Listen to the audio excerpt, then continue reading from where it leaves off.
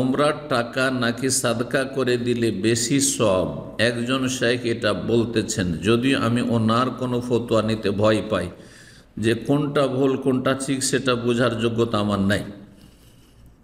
যিনি বলেছেন যে উমরার টাকা সাদকা করে দিলে বেশি সওয়াব, সেটা যদি যে কোনো অবস্থায় বলে তাহলে ভুল বলেছে। উমরা আপন জায়গায় ইবাদত আর সাদকা আপন জায়গায় ইবাদত। সাদকা করলে উমরা করতে হবে না উমরা বাদ দিয়ে, আর উমরা করলে সাদকা করতে হবে কথা না। আপনি দুটোই করেন, উমরাও করেন মাঝে মাঝে আর সাদকাও করেন। কিন্তু যদি পরিস্থিতি এমন হয় যে এখন মানুষের এত বেশি অভাব, দুর্ভিক্ষ অথবা অভাব, যে মানুষ খেতে পাচ্ছে না, অনাহারে দিনপাত করছে, মারা যাবে মানুষ, দেশে মানুষ খেতে পায় না, সারাদিন মানুষ অনাহারে থাকছে, এমন গরিব আপনার গ্রামে আছে, আর আপনি প্রতি বছর ওমরা করছেন, এটা জায়েজ নয়। কারণ আপনার এই নফল ওমরার চাইতে একজন মানুষের অমুসলিম হইল ক্ষুধার্ত মানুষকে খাওয়ানো বেশি জরুরি কাজ। মানুষকে বাঁচানোর ইসলাম শিক্ষা দিয়েছে, আর মুসলিম বেশি হকদার আপনার কাছে। মুসলিমও আছে অমুসলিম আছে, দুইজন ক্ষুধার্ত, একজনকে খাওয়াইতে পারবেন, তাহলে আগে মুসলিমকে বাঁচান, আপনি মুসলিমকে খাওয়ান, কারণ মুসলিম ভাই আপনার ভাই এবং তার হক আপনারও বেশি রয়েছে।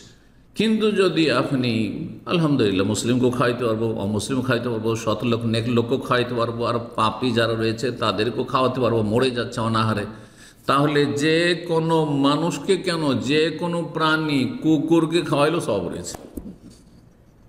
রাসূলুল্লাহ সাল্লাল্লাহু আলাইহি ওয়াসাল্লাম বলেছেন, ফি কুল্লি জাতে কাবেদিন রাতাবাতিন সাদাকা, যে কোনো এমন জীব যার প্রাণ আছে, মানুষ হোক আর অন্য কোনো পশু পাখি হোক, যার প্রাণ আছে, যার কাবেদ মানে যার কলিজা আছে, যার লিভার আছে, আর সে জীবিত, তাকে বাঁচিয়ে রাখার জন্য কিছু যদি খেতে দেন, পানি দেন, সেটি সাদাকা, সেটি সাদাকা।